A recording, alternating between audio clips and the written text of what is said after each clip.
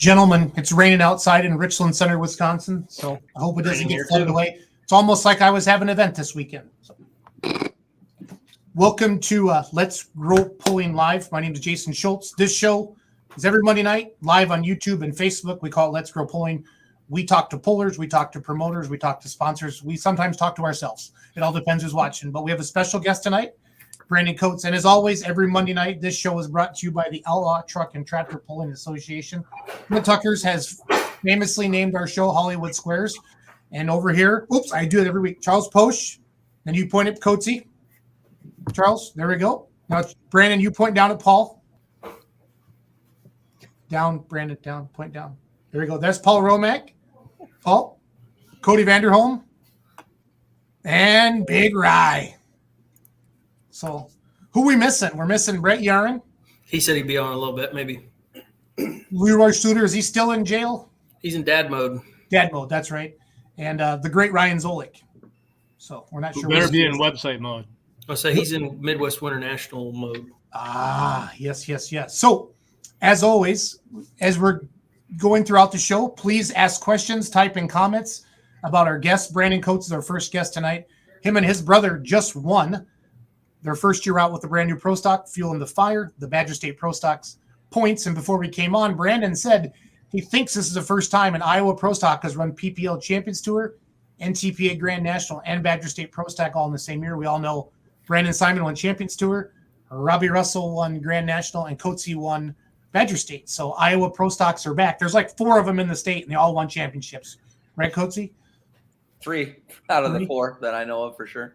Yep. So, Coatsy, we've all known you a long time, and we're glad to have you on the show tonight.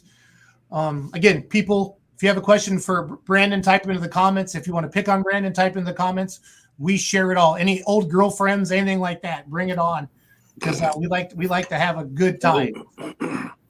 We like to have a good time. Brandon, I've always respected you as a hell of a fierce competitor, studying the track, weighting your tractor right, driving it right. I've seen you pull a hot farm. I've seen you pull a super farm. I've seen you pull a limited pro. I've seen you pull a pro stock, and I've seen you be successful at all areas. I was so happy to see you go pro stock. Get out of here. You and Wagler, just go away. Go away.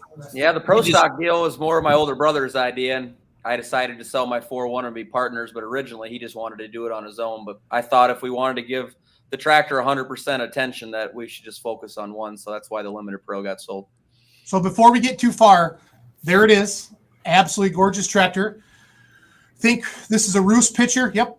Taken Hillsboro. That was at Hillsboro. This year, yep. Okay. Why? So your tractor's always what was just another buck before? Yep. So why Fuel in the Fire? Oh, my brother, being that he was going to be half owner of the new tractor, he wanted a new name. So I came up with the idea of Fuel in the Fire, just kind of fueling our pulling career to, we've always wanted a pro stock. I don't know if we'd ever get there, but he's the one that pushed for it, and he's the one that kind of made it all happen. I was just a partner in it, I love it. Who did the paint on there? Is that Psychology or? No, Scott Tigas down in Cedar Rapids, Iowa. Same guy that painted Travis Schlabaugh's Bone Twister. Ooh, no wonder it looks so good. Yep. No wonder it looks so good. No, So Scott's a really nice guy, and when I told him the idea, to be real honest, to back up here, the character with the John Deere and the flamethrower, Dustin Hook actually drew all that as a rough draft, and then I took Dustin's artwork down to Scott, and he tweaked it, but Dustin is the one that did the rough character. So Dustin Hook, our very own T-Bone's like an artist? Yeah, Dustin said in high school he always enjoyed drawing, and he hadn't really drew since he got out of high school. But I called him one day and just asked him, this is what I had pictured in my mind, and he put it on paper, and I gave it to Scott, and he took it from there. But if you zoom in on the character, the reason there's an Ace of Spades tattoo on there, because we bought this tractor from Jerry Runau, and I wanted to give him credit to the old Ace in the Hole. Man, I like that. That is awesome. A lot of people don't realize why that's on there, but that's why the Ace of Spades tattoo's on there. I will find a picture I can zoom in on. And then did Tegas do your helmet too? Nope, I had Rooster Graphics in Des Moines. That's actually a wrap. They did that for me. That's so cool. Somebody cue up some Motorhead. Yeah, exactly. I love it. Coatsy, again, for the guests that are just joining us, Brandon Coates, him and his brother just won the Outlaw Points. I'm sorry, I got too many things going on. The Badger State Pro Stock Points Championship here in 2021, first year out on the Pro Stock Series, and they absolutely dominated it. I know Wildman kind of gave you a chase there middle of the season, but did you guys win like the first 4 or 5, or how did that go? No, we won the first 2 in the row, but we only ever finished out of the top 5 once all year. Okay. And that's what it takes. So what I like to always do, Brandon, is start at the beginning, how you got into pulling, when your brother got into pulling, and then take me through the hot farm years, the super farm years, the limited pro years. Let's just kind of tell your story. Okay. Well, I'm 12 years. When I was 12, my older brother was 16. We antique tractor pulled. I pulled a Super M, and he had a Super MTA, and we campaigned them for a number of years. And then he went and bought a 4020 that we farm stock pulled for a few years. And then he turned that into like a naturally aspirated big cubic inch hot stocker. Well, he got tired of that. And in 2005, I bought the tractor that was known as Just Another Buck. It was just a 4430 farm tractor. And in 2005, I bought that. And we just basically went, local pull in Southwest Wisconsin and Iowa before Badger State even really had a Badger State hot farm class. Well, in 2006, I believe that class in Badger State is when it started. We didn't become a member till 2008 in the hot farm class. And I campaigned that from 2008 to 2013 as the Badger State hot farm. Then in 2014, we jumped up to Super Farm and ran 1 season and had success in that class as well. And then in 2015, I decided I didn't want to be in a Super Farm anymore. So I sold the engine and sat out in 2015. And then in 2016, we built a 4.1 limited pro stock and campaigned that from 16 all the way till 20. And then in 2021, we brought the Fuel in the Fire out pro stock. So Brent wants to know I know where your limited pro went, but can you let everybody know where it is today? Well, when I listed Just Another Buck as a limited pro, I wasn't really getting much activity on it. That's right when the component scare came out and everybody was worried that 2022 components were going to be legal. So there wasn't a lot of activity on it as a limited pro, but I had a guy up by Milwaukee, Brian Gunderson's his name, reached out to me and wanted to know if I'd make it a super farm for it, that he would buy the tractor if I made it a super farm. So I let 45 days go by, and I told him I'd give him, see if I got any more activity, and nobody did. So I ended up turning it into a super farm for him, and he campaigned it all year with PI pullers. And Just Another Buck is now called Gunsmoke, and it's a super farm. Did he have a pretty good year with it, Coatsy? Yeah, he won, I think, 6 or 7 hooks. He burned a piston in the middle of the season, and we didn't get it quite back up and running. Brian Scott fixed it for him. Wally and I were so busy trying to keep our tractor up front that Brian ended up fixing it for us, and then he ended up, after he got it back out, and I think it was August again, he won 3 or 4 more pulls with it. So Hey, where's that little thing you were telling me, the Brunel thing? right on his arm there, that tattoo. Oh, right there. Right there. That's the ace of spades. That's just to remembrance the ace in the hole. Got it. That's so cool. That was actually my buddy Wally's idea. He came up with that, and I thought it was a great idea. When I told Jerry Runau I was doing that for him, and actually brought tears to his eyes. He thought that was pretty cool. Runau was a fierce competitor over the years. Yeah, no, Jerry, I've always known Jerry Runau, but not on the level I do now. And Jerry's a good guy, and he was really proud of my brother and I, how we took his tractor that's been parked since the 14 season and basically redid it all and come out to win a championship. He was really proud of us. Nice. Very, very cool. If you just joined us, got Brandon Coates on tonight. John Deere Pro Stock Puller, him and his brother just won the Badger State Pro Stock Points Championship. If you have any questions for Brandon or any comments, please throw them into the comments. Brandon, going from a limited pro to a pro stock, or I guess let's talk hot farm, super farm, limited pro stock, because you've driven them all. You've been successful at all. What's the hardest one to drive out of those 4 classes? I'll be honest with you. That Badger State hot farm class is very, very tough. I mean, I'm not saying the rest of the classes in Badger State aren't, but it's really competitive. And it took me a long time to figure out. I think I pulled with Badger State almost 4 seasons before I got my first win in that hot farm class. That class is tough. Yeah. Now you did get okay, so 2013, I got this picture here. Give me a second. Cue Yep, this up. we won the points with just another buck in the hot farm class in 2013. And that is, nope, that's the pro stock picture. I got it somewhere. Give me a second here. What? While he's looking for that, what makes it different? Is it tire? Is it clutch? Is it the power band? What's the difference? It's because there's probably, back when I was running, when it was, the class has never been easy, but in 13 especially, I think we had an average of 16 tractors every week.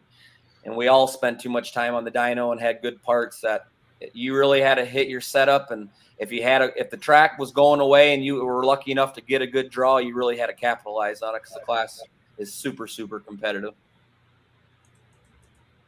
So from left to right, who's that, Brandon? The first one's my brother Ryan, that is part owner of the Fuel and the Fire. And the next one's my younger brother Adam, then obviously me, and then that's my mom. Nice. Does your mom still go to the polls? She don't come a lot, maybe once a year. She supports my brother and I for it, but they're just not really her cup of tea, Yeah, I got a wife like that. Don't feel bad. So it's all gonna be good. It's all gonna be good. So was it as hard to build a pro stock as you thought it was gonna be? To be honest with you, no class is easy, but going from the limited pro stock class to pro stock was probably great. If we would have went straight from super farm all the way to pro stock, I think it would have been a way bigger learning curve. But the driving style I like, that I was doing in the 4-1 class really worked well in the pro stock class, and I really didn't drive the tractor any different. It definitely helped a lot. Talk about the whole shock, from super farm to 4.1 to pro stock. What's that like for you in the seat, for those who've never experienced it? For me, I like to drive, like the limited pro and the pro stock. I would drive it with the throttle. When you'd feel it set in, that's when you knew when to push the stick ahead. And them other classes, hot farm, super farm, you can basically come out wide open and just feed them some clutch. But the higher horsepower classes, you got to physically feel it in the seat before you can push on the throttle all the way. What is it you're looking for to feel when, what tells you in your butt to go? When I basically watch the front tires and when I feel them just starting to pick, that's when I know I can lay over on the stick, One question we'd like to ask everybody, Brandon, like over the years, who have you kind of looked up to, and I don't know if idolize is the right word, Coatsy, but more just like looked up to, like that's my hero, or that guy can really drive, or that gal can really drive? Who are some of those people? And you can go back as far as you want. Like for pro stock guys, I always looked up to, obviously, the Mastersons. They've won about everything under the sun. The Schmuckers, those guys are definitely huge role models. In the limited pro class, you won't find a better driver than either Justin Weigler or Tony McDonald. Them guys have been successful in about anything they've ever done, but those are the kind of the guys I looked up to.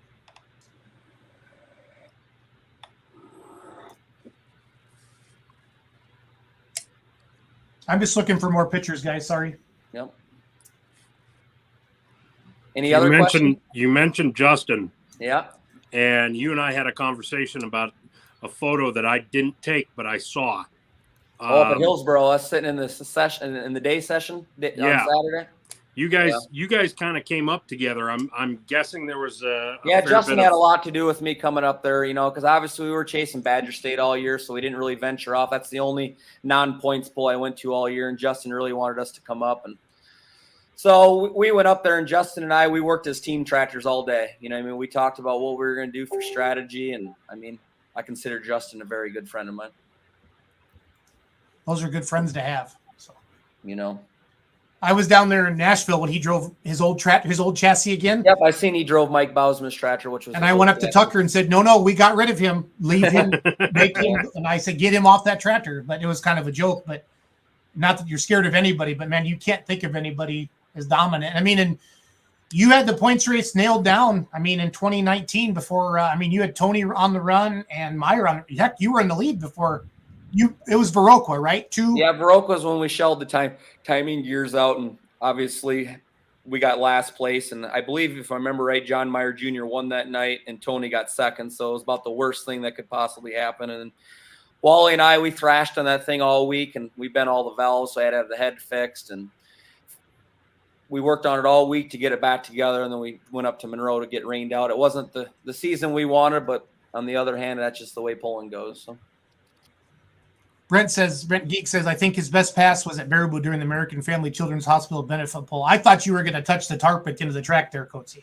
So both passes at Baraboo were basically textbook. Everything just worked perfect. We hit her setup. To come out of the box with a brand new tractor, and I had the portable scales out, and I knew what the front axle weighed, and I did my homework there, and I just didn't think it would be that perfect, but we couldn't ask for a better deal. So and to represent at the Children's Hospital pull like that, I was super happy. I know Wildman's, obviously the benefit was for them.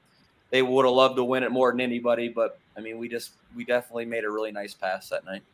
Well, that was so cool how they did the Calcutta and everything else for that event. And because my brother Ryan actually bought our tractor and then donated all his winnings back to the Children's Hospital. That's awesome.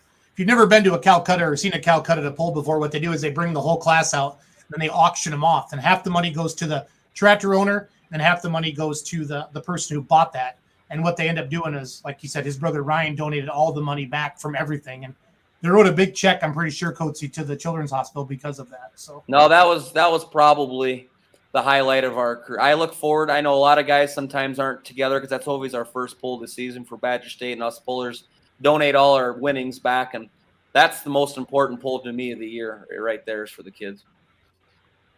Is this somebody we actually know, or is this somebody spamming? Anybody recognize that name? No. Okay. Well, you got a troll. That's okay. GTFO. We always get a couple trolls, Coatsy. So. Oh, yeah. Yeah, Brent Meyer bought Green with Envy, right? Yep, he bought Denny Brown's tractor, yes. So he's going to go from a 3.6 Pro Stock truck to that. Yeah, I won't be surprised, though. Jamie Lars will be behind the wheel on that thing a few times the next summer. That lucky turd. There's another guy that's a very good puller. I haven't seen him drive a tractor much, but when it comes to diesel trucks, that guy's dominant. Yep. Well, he just equipment operators and farmers, I feel like they can feel it, Brandon, in the seat. Yeah, if he gets to drive, which I'm pretty sure Brett's going to let him drive that thing, he'll be tough next year. There's no doubt about it. Yep. I would agree with that 100%. If anybody has any questions for Coatsy, please type them into the comments, and we'll get those asked out for Brandon. Paul, you've been way too quiet for way too long. Are you eating food, or your sound not working? Or? No. I was just letting you get your stuff done. Nobody's going to get a word in edgewise. All right, then shut up for a little bit. Colin Burkholt says Badger State Pro Stock class is going to be legit next year.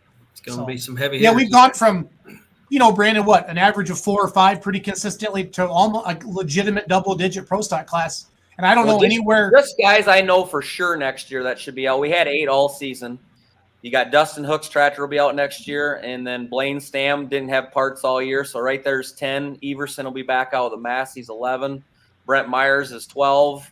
The Ament family from Farley are putting another tractor. That's 13 right there that are going to be for probably sure. And then, if Bader's ever come back, they got 2 in the stable.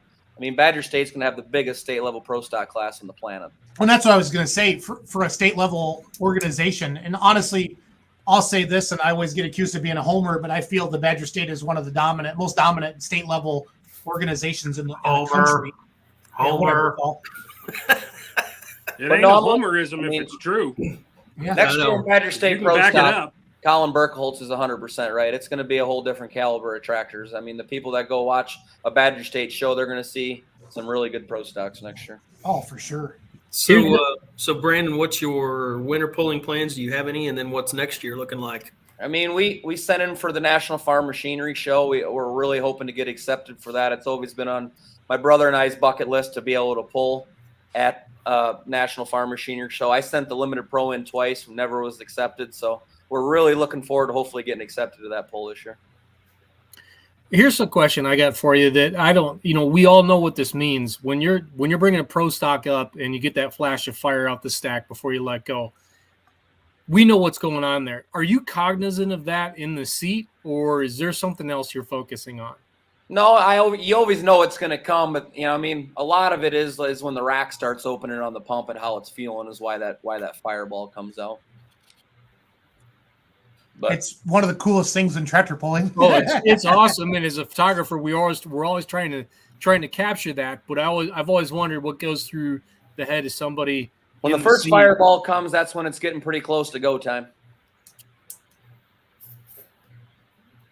Fire. We need a Beavis and Butthead sound bit right now. Fire, fire, fire, fire.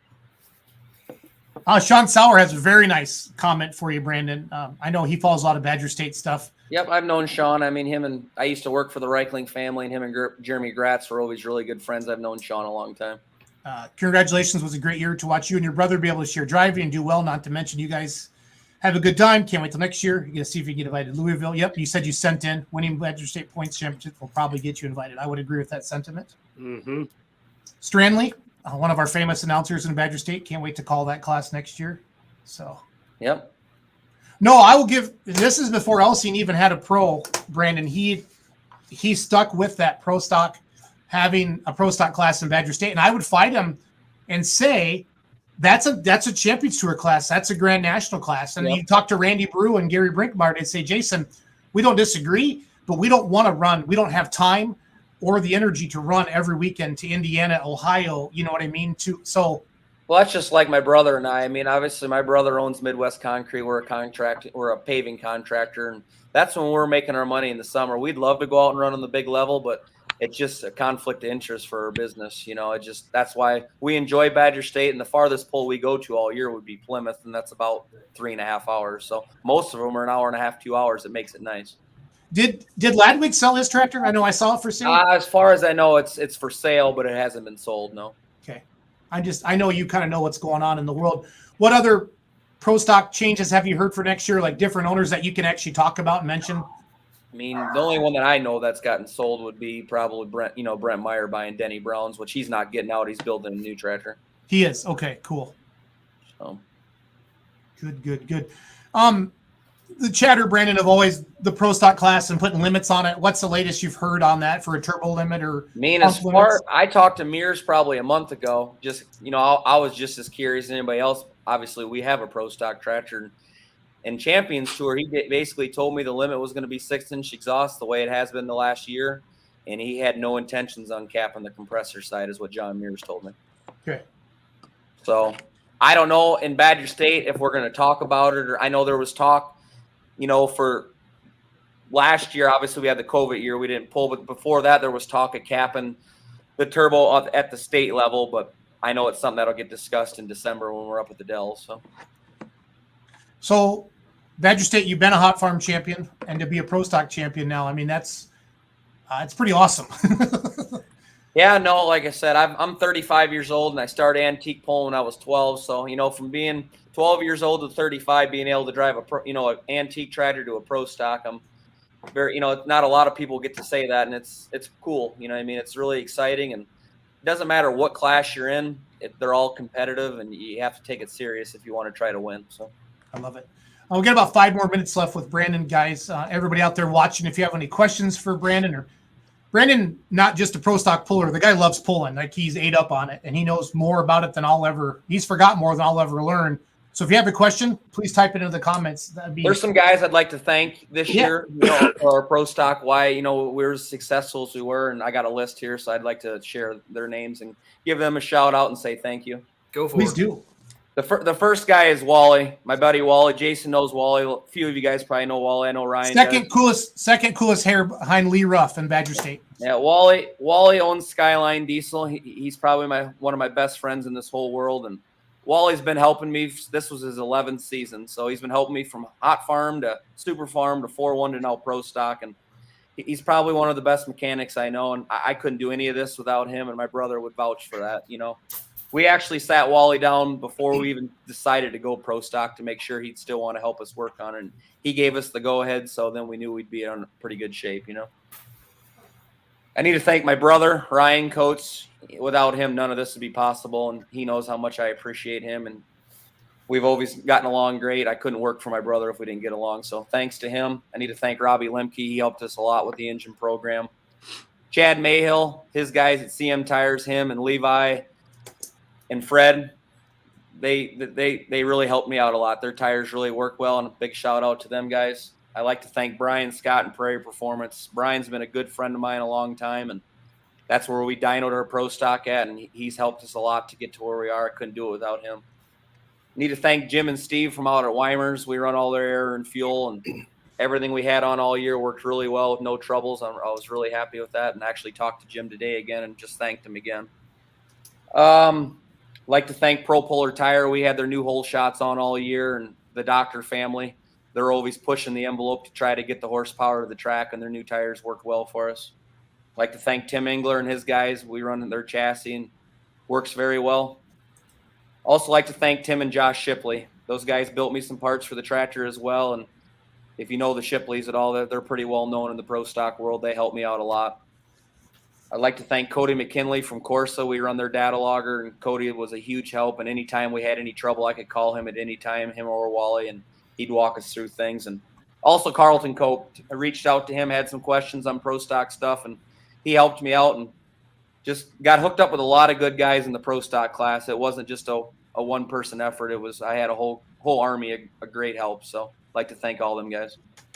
That's awesome. That's a list of pretty awesome people there. Very awesome. Hey, Coatsy, what's the tie to John Deere? You've been John Deere since the beginning with the? Oh yeah, when my dad farmed and growing up, we dairy farmed when we were young kids, and we ran. Like I said, when we antique pulled, I was never a fan of a 2-cylinder. I could just never like the hand clutch. So when it comes to 2 cylinders, I'm not a fan. I'm more of a farm all man. But basically, as far as I'm concerned, when the 4010 came out, that's when John Deere made a tractor. So Big Rye, Tractor Zoom. Does Tractor Zoom approve of that comment, or? Tractor Zoom approves of that comment. Yeah. Although we like our 2 bangers, but yeah. I don't hate them. I'm just not. In a grocery store in Waterloo, Iowa. Yep. I always liked Robbie Lemke's name of his tractor because when the 4010 came out, that was their selling point, was the new generation tractor, and he named it the New Generation Plus. I always thought that was a pretty cool name. I do too. So. Well, Coatsy, good luck at Louisville. We know you're going to be there. I don't want to throw my eggs before, and that's fine. But well, I appreciate you guys having me on tonight. I've always watched your show, and I think it's cool what you guys are doing, trying to grow the sport, and I enjoy talking tractor pulling as much as the next guys. So. All right, Coach, before we let you go, I get to ask one. Yep. What? No. You can steal the keys to anything on a pulling track anywhere in the world in any decade, anytime.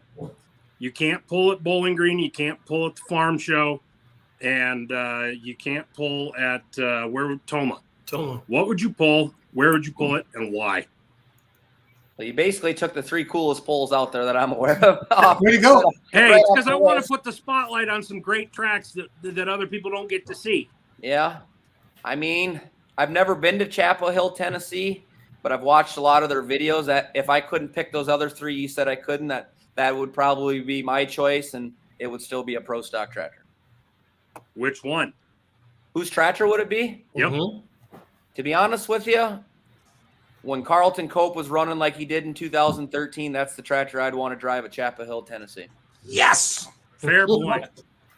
So good answer. I'm not a Massey guy. but I respect that he made a Perkins run as good as it does, and I think that's pretty cool. Yes. And made it live. Or Yeah. he worked on it a lot. Yeah. So, nope, that's where I would pull, and that's the tractor I would pick back in 2013. I would pick the Warpath at Chapel Hill, Tennessee. Love it. That's awesome.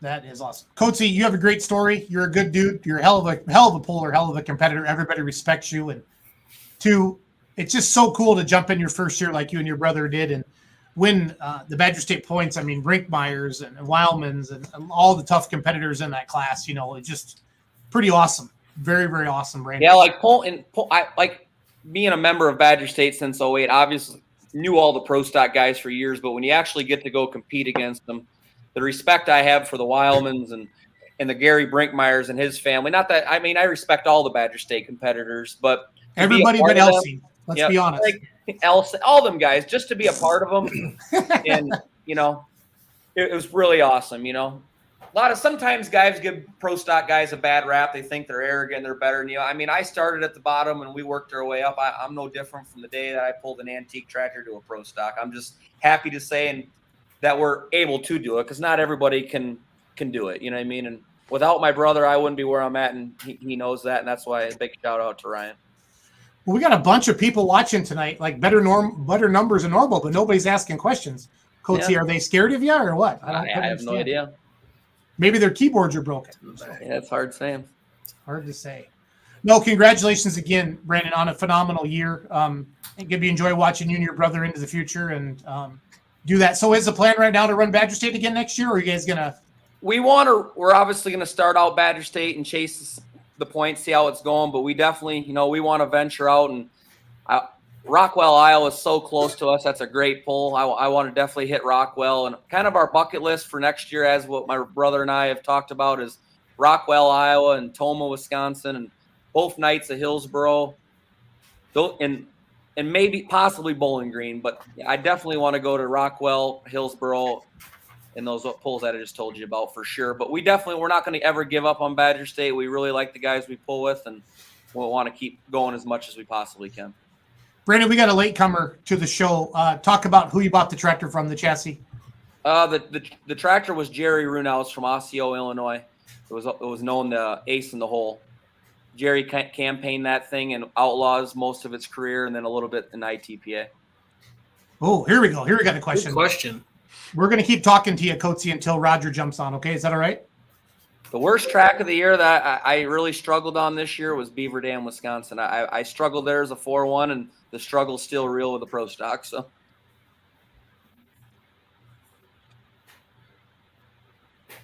come on, guys, more questions. We got a pro stock pull around here. Let's do this. What was the best piece of advice any of those pro stock guys ever gave you? Like non-technical advice.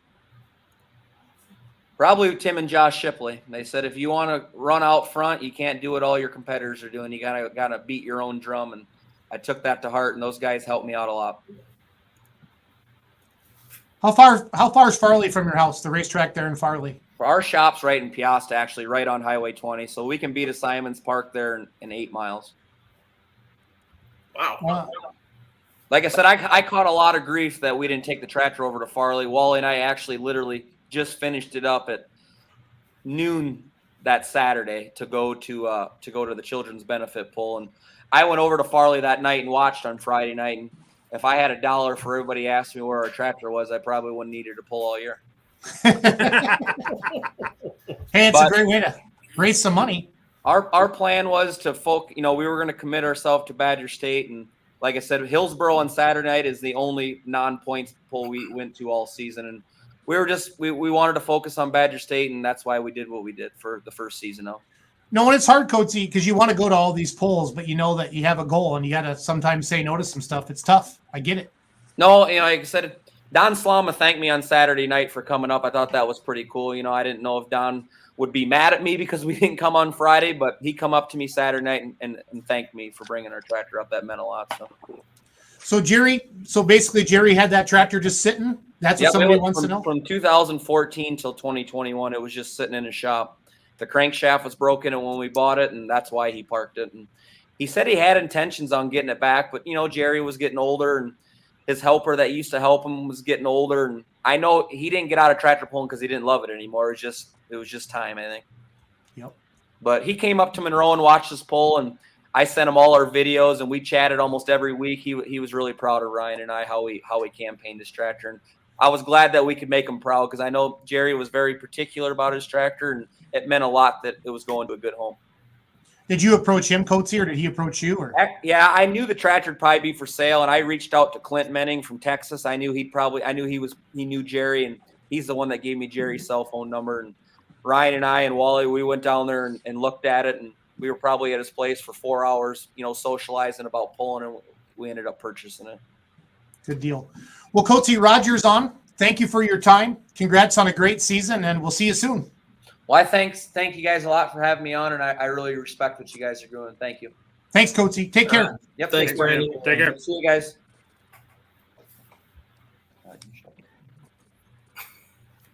Chuck, Hi.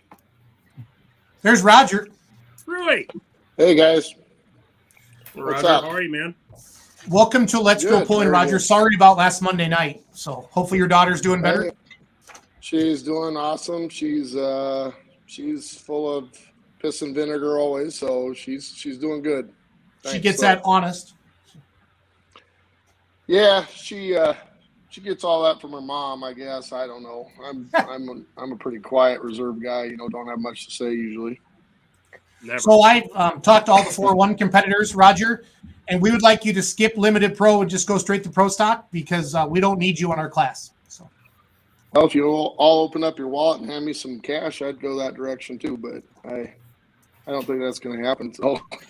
And I would like to pass on a message from Ezen Bartling. He'd like to thank you for going 4-1. The Bartlings I met through tractor pulling, and it was we just became friends over the years and started traveling together. And you want to talk about a great family. I mean, every single one of them are, them guys are fun. We don't ever get to see each other much because they pull PPL and I'm out here in the Midwest doing outlaws, but it's always great talking to them whenever we can. Well, last year at Shipshewana, where this picture was taken, I believe, the finals night, I was standing right next to Danny, and Esden had already pulled, and I think Esden was still in the lead. And Danny looked at me and he says, "We got one more big bullet to dodge, and it was you, and you got him." Yeah, that was a good hook. We finally got the tractor running the way it should be, and that was a great indoor hook. That's a great venue. I mean, if anybody wants to go to a great indoor venue, that's the one to do. They did a great job with that last year, and great facility, and it was fun seeing all you guys out there, of course, and they had a good turnout too. It was fun. Yeah, and it sounds like, Roger, the numbers are huge already through the roof again for signups for it this year as well, January 13th through the 15th. So things are looking good to get it back in Shipshewana to the Midwest Winter Nationals. So if you're just joining us, we have Roger Rui on. He is your 2021 Light Limited Pro Stock Champion with the Outlaw Truck and Tractor Pulling Association, the one mean farmer. And the one thing everybody remembers about your tires is one mean farmer on your, or remembers about your tractor is the one mean farmer on your tires, Roger. It's so cool. Roos and I talked about doing that on the Remedy with Tractor Zoom, but kind of why did you do that? And it's so cool. I mean, everybody recognizes your tractor. I don't know. I guess it was more, back when I, to kind of back my story up, I stock car raced for 20 years. And I had a guy approach me when I was down in Texas at a big circle track meet down there. And he was starting this new company and making stickers for tires. Oh yeah, what's this all about? So he printed some up for me and sent it to me so I would run them at the nationals, and events and stuff. And then when I got into tractor pulling, which I can blame a good friend of mine, Chad Whitesenkamp. He's a super farm puller out here. Most everybody knows him. He's a classmate of mine too. He called me for my tires, and he looked at me or called me back. He says, "Do you realize how big those stickers are going to be?" He'd never done one that big? And I said, well, yeah. And so we put it on, and it took off. I mean, everybody now kind of knows me from that. So there's a couple. Did you have two tractors, or does your brother? What's the whole? What's the other tractor? One Mean Farmer I started with a 1066 when I first started back in 15, and it was more put together on a bet, and I used parts together to get it going just to see if I'd like doing this. And then I got hooked. And then in 18, we decided we wanted to build a new chassis. And so I called it Mike Stenton. And he said, yeah. And I told him the hood I wanted to use. And he said, yeah, that'd be really cool. Well, then I sold my tin work and parts to Gary Lucas. He pulls hot farms and wanted to keep the One Mean Farmer. We just became, great friends over the. You guys still hear me, or did I lose you? Roger, can you still hear us? Yep, I can hear you now. Okay, cool. We lost you. You're breaking up there for a little bit, so I'm just sharing some photos while we talk to you. So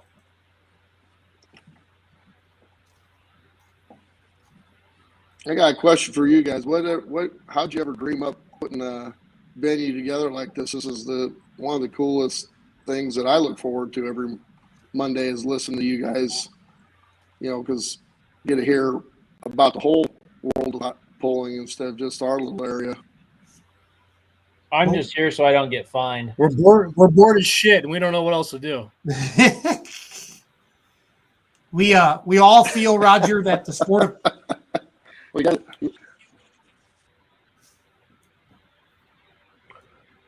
Well, you guys are a wealth of knowledge, and it's thanks for always putting this on. This is kind of cool.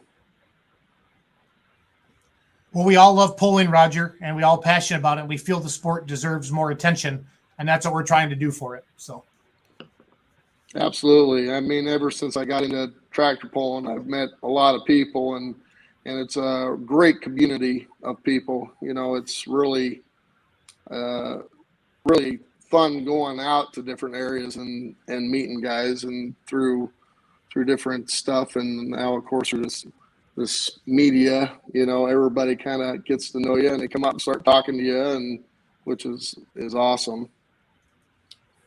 Well, Roger, you're clearly a hell of a driver, but what are some of the components? You don't have to get specifics, but who does your engine work? Who do you get your tires from? Kind of give us all that stuff. Well, my tires come from Pro Puller, Bruce and Aaron. They live not too far away from me, about an hour.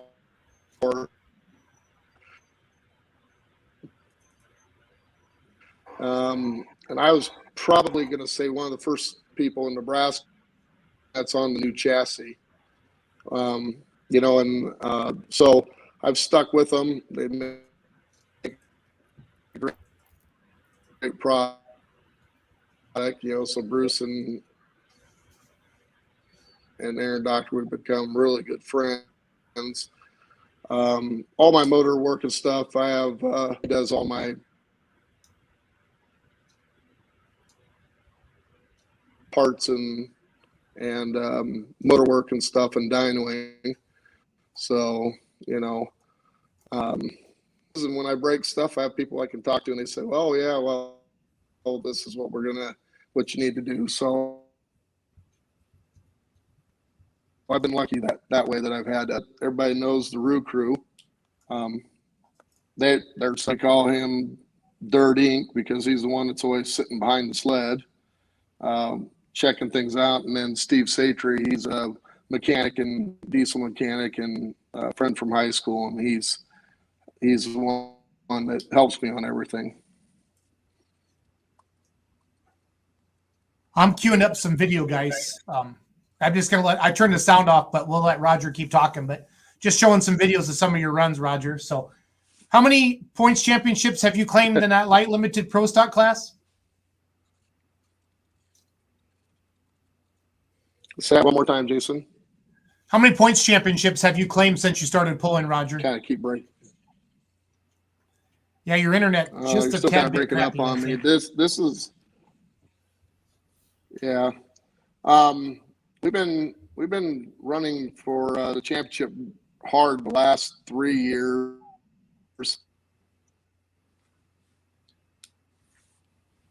and have done very well, but broke a rear end. And then last year we broke a turbo and ended the season there. And then this year we had enough JB weld and duct tape. We kept everything together. I love that you share all the videos that you do, Roger. You know, I love these the GoPro videos that you have. One of the comments I read all the time is everybody loves your gloves, the skeleton. They think that's so cool. What's it like when your steering wheel falls off at the end of the track? Yeah.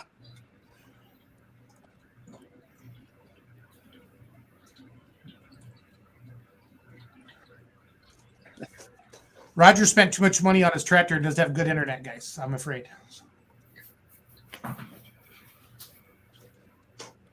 Roo. Farm.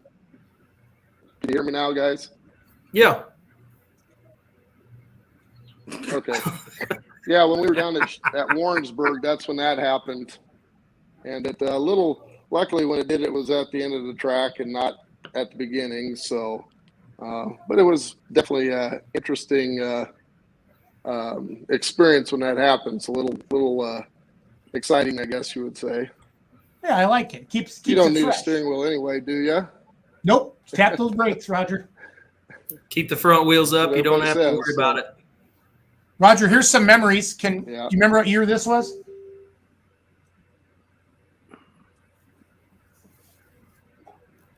Yeah, that was my first year at Gordyville with my old tractor. And I think that was during the Super Farm. We pulled that 9,000 Super with that one. Yep. This is Spencer this year. Spencer. Did you have it locked up, That's Roger? Yeah. Roger, all you had to do. What was that, Jason? All you had to do was bump the sled at Spencer, right? You had it pretty much sealed up. Yeah, we had going in, we were quite a ways ahead, like 40, 50 points. So it was just pretty much had to hit the sled and it was done. So so it was a good feeling knowing we had something going on. So we didn't do as well as we wanted to up there, but that happens. It sure does. Are you going to keep the same sheet metal on the 4.1 or what are your plans? Yeah, we're going to keep it the same. I think don't have much more budget left to spend on it, so we're going to spend it all on the motor this year. Starting fresh with everything. Yep. This is just a video I put together, Roger, of kind of all your runs I could find on the internet real quick. So we'll let this play while we keep talking. So, Roger, do you have any winter pulling plans? Are you going to be ready with the 4.1 for winter pulling? I'm having a terrible, terrible time hearing you guys. For some reason, I'm breaking up. I don't know. It's probably my bad service out here in the middle of nowhere. Well, it happens. Do you have any plans for winter pulling? Maybe? No? Yeah, I still can't hear everything. It's just chopped up words. Sorry, guys. That's okay. No, I was just asking if you had any winter pulling plans. Nope, he must not be able to hear me. He's looking for a signal. I'm He's gonna gonna throw that steering I'm wheel trying as to find far this- as he can. I'll just put that. Can you read that? There you go. There you go. All right, I can kind of hear you here. Is the new tractor going to be done in time to do any winter pulling, Roger? My winter pull plans, yeah, we're going to do Cowtown is what we're hoping for. Okay.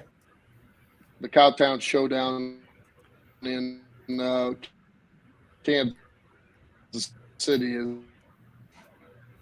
is what we're planning on. Yep. Well, Roger, your internet sucks. Yeah, we just And lost now it. it really sucks. Shoot. Well, that's how it goes sometimes, right, guys? That is how it goes.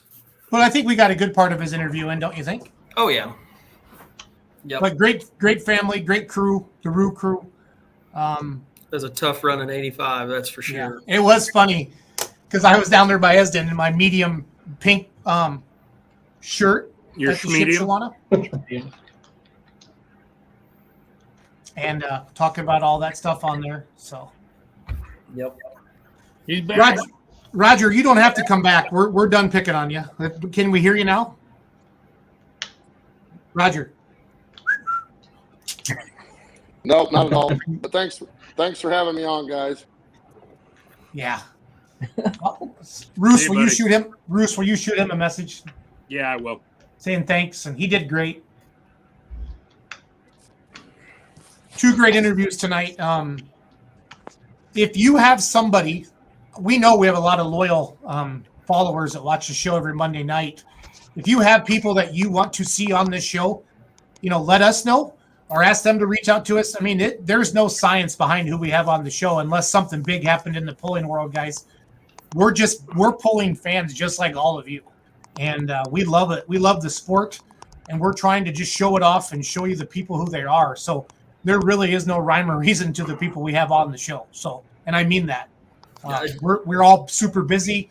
Hell, there's some Mondays at 5:00. I'm like, hey, who we having on tonight? And That I was just getting ready to say, in all Yeah. honesty, a lot of these guests are booked on Monday a couple hours before the show. so we have a lot of fun with that. Eric Pruitt's back from Hawaii. He still got his profile picture there. That's mean. That's being mean to us. Yeah, so we got to get the announcer for Diesels and Dark Corners. He's the guy. I don't know if anybody above the Mason-Dixon line can understand him. That's going to be the problem because he says pick 'em up trucks and things like that. So. I'm not that far north.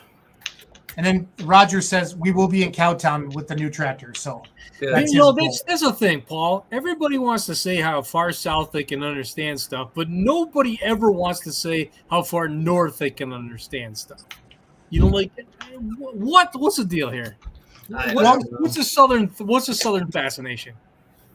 I think I picked on. I announced with him last year, and it was a hoot, Charles. I mean, in the crowd, I'll bet you 25% of the people come there just to listen to him talk. I mean, he's like, down the start line, they got that trio diesel pick 'em up truck, and he does that. It is so awesome. I'm not knocking it. I'm just I'm not questioning the knee-jerk reaction to want to identify with it when no one wants to be, knee-jerk identify with what we do.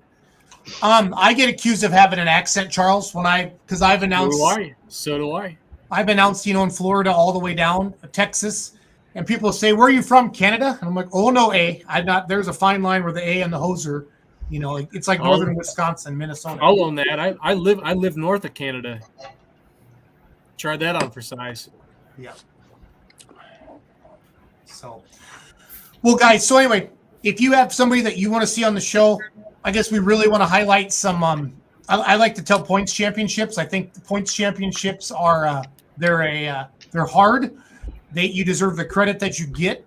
There's a lot of points champions and maybe some state level organizations that probably don't get the publicity that they observe.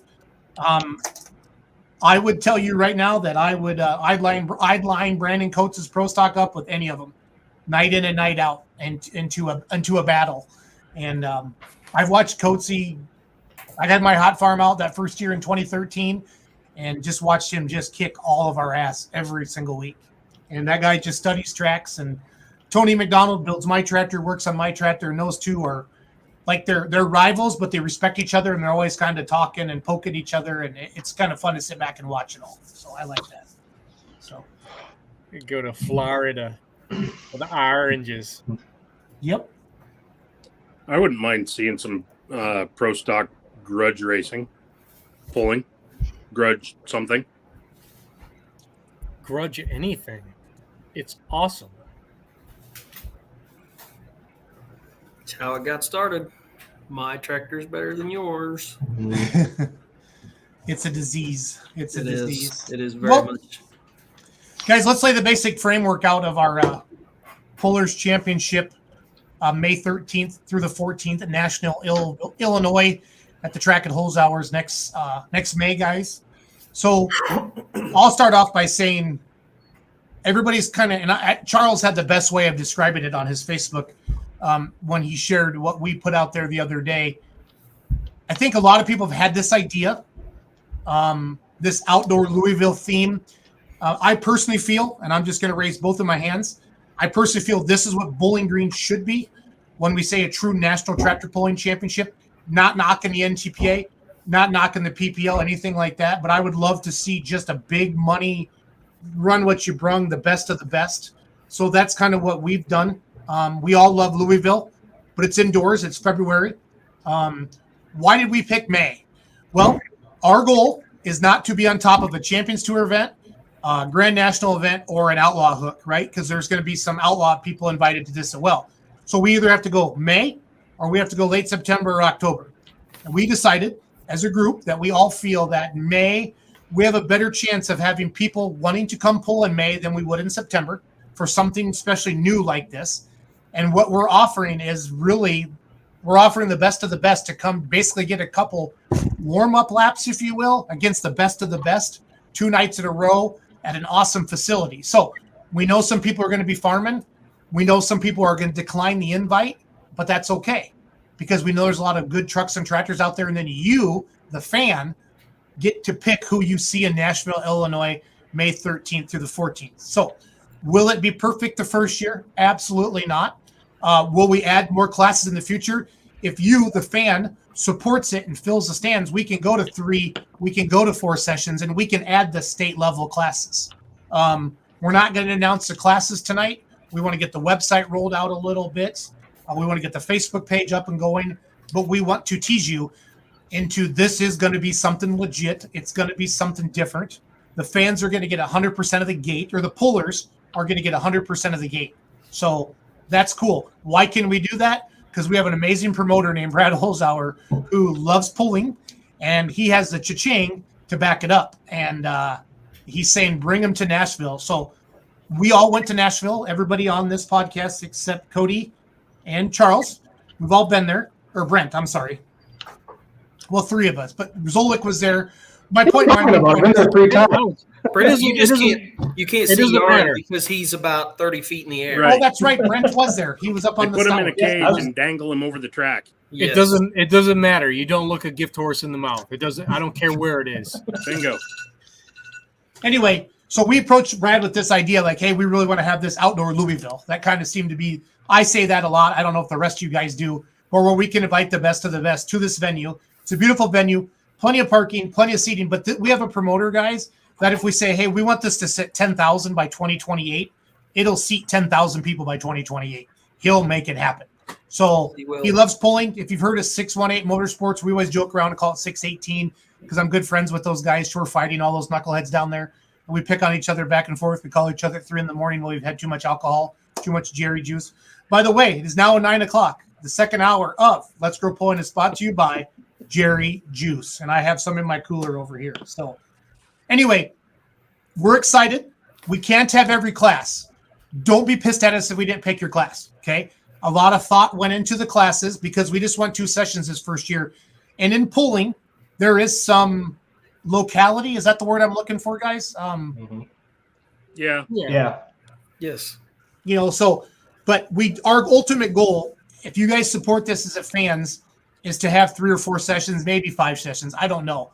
Nothing's out of the woodwork, or out of the gate at this point. The sky. But we need you to support it. Essentially, the sky is the limit. I mean, Yeah. and this all stems from, you know, it's exactly what this podcast is called. This is the Let's Grow Pulling. Well, this is the way that we came up with a way to potentially grow the sport of pulling, because if the fans will come out and support this, we will try to get the top iron in the nation in each of these classes in one spot for this weekend, or this time it's going to be 2 sessions. So you're going to see all classes both nights, and the fans have to support this. And this is a way, because of Brad, helping us out and having the facility and everything, we can up these, hopefully get some real money going back to these pullers and bring the fans a show that they're not going to see anywhere else. Cody, I want to bring up something that came out of the meeting that I took this from garbled conversation while I was driving through Nowhere, Ohio this past Thursday night. But I learned something from somebody who was a part of that conversation. We'll leave him nameless. When it comes to you competitors, you're going to balk. Somebody's going to balk at this as a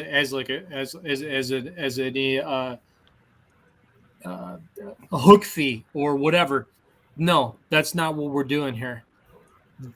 All of that money goes right back to you guys. This is a performance bond, because we're going to advertise you're coming. If you say commit to you're going to be a part of this as an event, we're going to give you your money back. And so that we're asking you to put up is going to be that bond that you're going to show up and actually follow through. We've got a bank on that, on you guys being a part of this. You're a part of this as well. Well, it's all back to you, but you've got to be engaged with the process, much like you would be at Farm Show, where they throw that out there that, hey, these guys are going to come and we're going to advertise based on you guys being there. That's what we want. And what Charles is alluding to is we're going to charge $250 per night to hook, and then we're going to give that all back to the puller, plus we're going to give the gate back to the puller. So that's what Charles is alluding to, is that performance bond. We need to advertise if so and so is going to be there, that if you're going to register and let us know by the end of the year. If you decline your spot, like, what is it? We're inviting the top 5. Let's talk pro stocks. Everybody loves pro stocks. We're inviting the top 5 NTPA Grand National and Champions Tour, right? Mm-hmm. And then we're going to do 2 fan voice. I guess I'll just elaborate on that quick. So we're going to invite the top 5 for the pro stock class. It'll be top 5. Don't get national too points in PPL and NTPA. They'll have it to a certain day to commit to that, and they have to put in their essentially $500 for the weekend. And if they say that they're going to commit to that, then they're going to commit to it. If for whatever circumstances come up that they can't make it, it's a non-refundable $500. That money's just going to go back, and it's just going to go back into the purse for that class. Yes. That's important. Not to us. To the purse. Yep. Not one of us is making money on any of this. This is truly. That's why we're calling it the Pullers Championship, because it truly is a Pullers Championship. Yep. We're going to go out, and Brad has given us some sponsorship money for the sleds, but we're going to go out and get the rest of the sponsorship money to pay our tech people, our announcers, all the fees that go into this. And if the pullers want to make more, they're going to promote this. And we're going to turn the puller into the promoter. And that's why I'm really excited about this. Again, we're not going to get into the classes tonight. But who's running this? The people you see on the screen right here. Ferenc Vay's helping us as well. Leroy Schluter, Ryan Zolik, but really the Let's Grow Pulling Gang. And then we added Ferenc Vay to it. And we have Brad Holzhauer's permission to do this at his venue. And he's got our back on this. And we're really excited about it. So. Brad is still involved in that. I mean, he's essentially said you guys can kind of, pretty well do what you want. He wants to help us get the framework of it and then basically let us go. And he's going to be there. He's put on Champions Tour shows for the last, I don't know how many years. He's done state level pulls. He is, and with the guys at 618, Dirk Neerman commented on here. Dirk has put together tracks for these shows.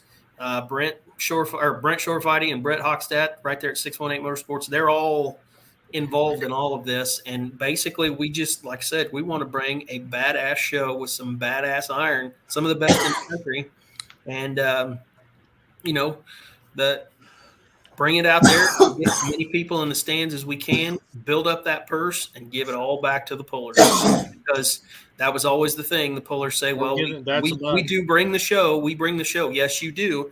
And yes, for what you invest in these, and I'm not even sure if an invest is the right word, but for what you spend on these tractors, pulling for, somewhere $800 to $1,000 for the win, that long term that works, I guess, from an organizational standpoint. But for the pullers, think of, okay, so the pro stocks. I could throw some numbers out there what it takes to build a new pro stock, and you can't. I mean, nobody makes money on pulling, but you need to be able to help these pullers get the parts that they need and get some money flowing back through the system to where, we can see these guys. If they break, hey, maybe now they can keep X part on there, or, on the shelf or whatever. It's just, we're just trying to get money back into the pullers' hands to help grow the sport and get some eyeballs on this. And we're looking at, how can we cross promote with different segments of motorsports and social media to get as many eyes on tractor pulling as can be. And I'm sorry, we were talking about it earlier. Fireballs coming out of the stacks on pro stocks. These guys with cameras, all three of these guys down here are all got cameras in their hands waiting to get that one shot. And we want to have them all there, all the top iron there. We want to get fireball pictures from all of them.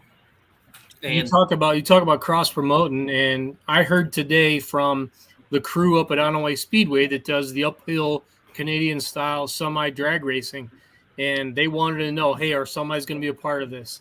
And I said, yeah, we're working on an invitational class for them. They said, we're going to be there. We're booking a hotel. We're going to come down, and if you need help to put this event on, we're making ourselves available to put this deal on. And so you guys know, when I go up there to do their uphill style semi races, it's donated. We're doing this. And so they're returning the favor to come down here and make this happen. So that's the kind of cross promotion that's out there. And there's people that believe in this already, and they want to come on board. So I'm looking forward to it. We've got a lot of pullers. There's a whole bunch of pullers that are watching right now, and some of them that are not watching that have reached out to us when this got out.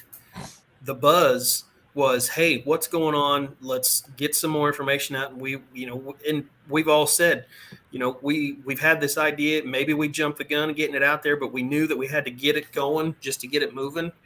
And we meet every week on this, and we're going to continue to meet until we get some of this stuff ironed out. And you're going to see a lot more stuff come out on a website and social media and stuff about this. But this is going to happen, guys. And I know Nashville, may be out of the reach of some of these people.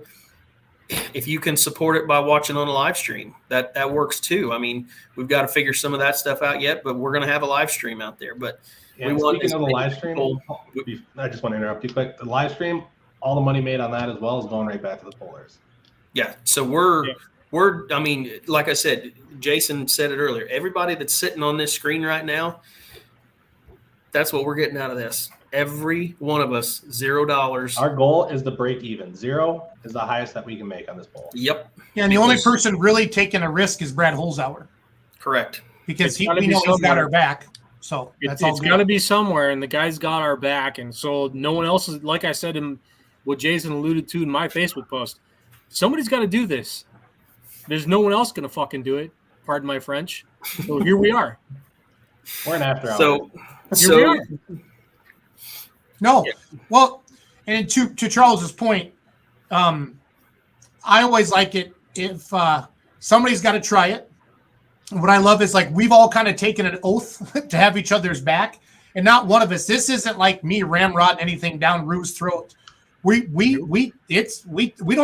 not agreed on anything, but we have taken a vote, and we've agreed that, hey, this was the majority rules on this. And ultimately we go back to Brad, and he made some classes. He made some changes to the classes, and he says, I want to see these particular classes at my pool, because it is, it's my facility. So there's a couple classes that originally were not, that we didn't pick as a group, but he said he wanted to see them. So like Charles said, you can't kick the gift horse in the mouth.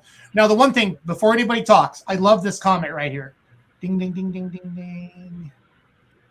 I hope we get to see some of those great level stratters voted in. Now, here's what's cool about it. We know. Jason, before you get going, can I finish up on how the voting is going to work? Yeah. So, as I was talking before, we're going to invite, like the Pro Stock class, we're going to invite the top 5 from each PBL and NTPA, and they're going to get to a certain deadline to commit to it.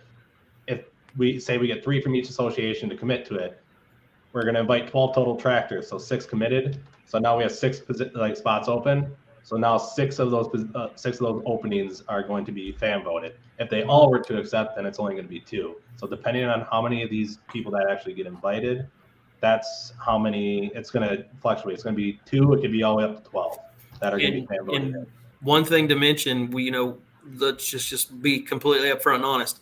The Pro Stocks, they're going to be there. We've already talked about it. That's your teaser for the night. But the way that the Pro Stocks are getting in the top 5 of both and 2 fan votes, that's not how all the classes are going to go. Nope. So there's more information that will be released. But you were like, Jason, I'll let you go ahead and finish about these state level tractors. Well, we know not everybody's going to. We know not everybody's going to accept the invite the first year. They might be rebuilding. They might say, you know what, that's right in the middle of planting. Or we might say, and we're just going to sit back. We're going to make sure this thing's actually going to go. And I respect that because that's kind of what fuels all of our fire a little bit. Yep. We have always said that you have about a 3 or 4 hour window where you can sit on your butt, and that's it. Okay. So the first thing we all said to each other the first night we met was, how many hooks can we jam through in 4 hours? And we agreed upon that we could have 120 hooks. Well, then we said we got to have semis. So we called two tracks. Yep. We called Ryan DeBrew. He's going to be our semi rep. And he said, honestly, how many semis can you get us? And he said 6. So boom, we're going to have 126 hooks both nights. And we're going to add the distances up for Friday night and Saturday night, and the total distance is going to win it.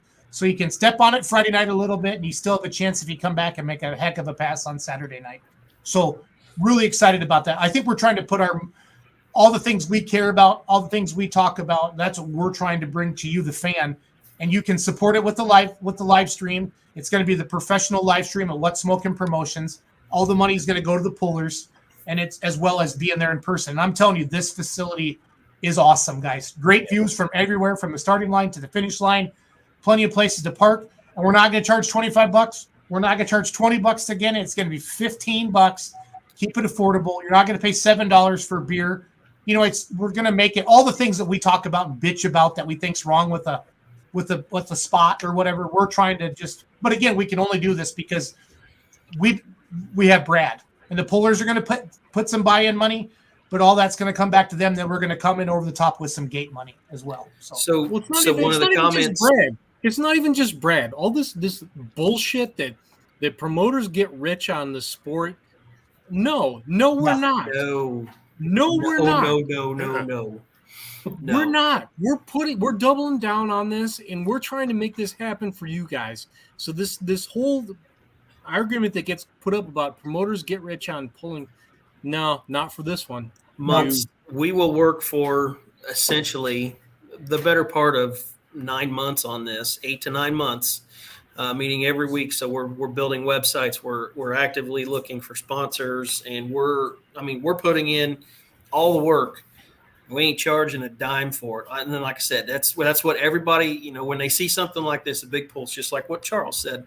Oh, we're going to go out and make all this money. Well, you know what? If we do, it's going all right back to the pullers. No, we're going to basically show you a P&L. We're going to post it when we're done. We're going to be completely transparent. And we see a lot about state level tractors, guys. When these fan votes open up, Brent over here is going to be compiling lists. So I know some of you guys have done the Jot Forum, the Pick'em contest that we do for Louisville and stuff like that.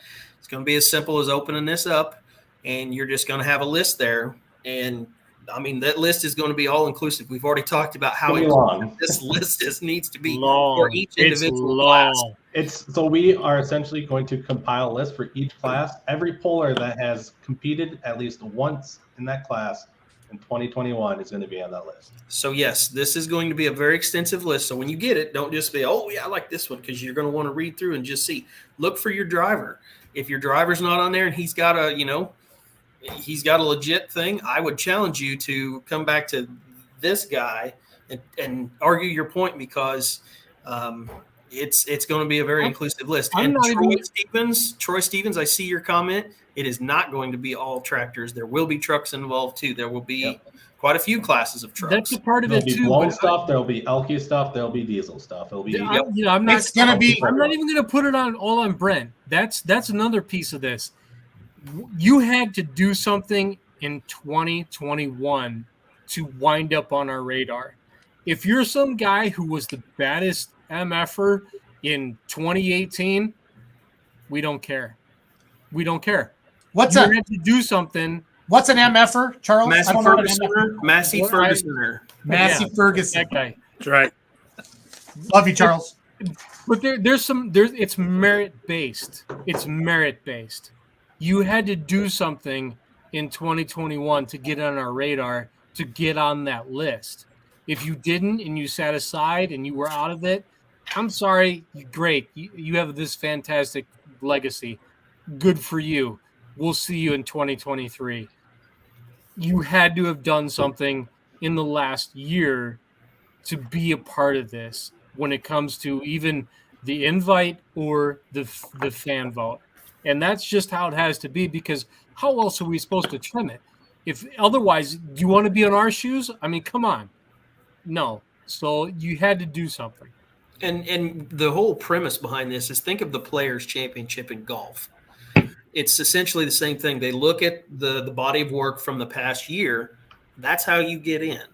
That's where we came up with this idea. That's where this guy kind of came up with that idea, and that's what we're trying to do. We want to have a pool where the best of the best are, and we know that, hey, there's some really good tractors. I can think of one class where there's some tractors that are not even close, but they have the iron. They can run with the top guys. Maybe they didn't get out as much as they wanted to this year, but that's what, if you ran good in 2021 and you've got, if you made an attempt at it and you did good, we're going to put you on that fan vote list and look that thing over.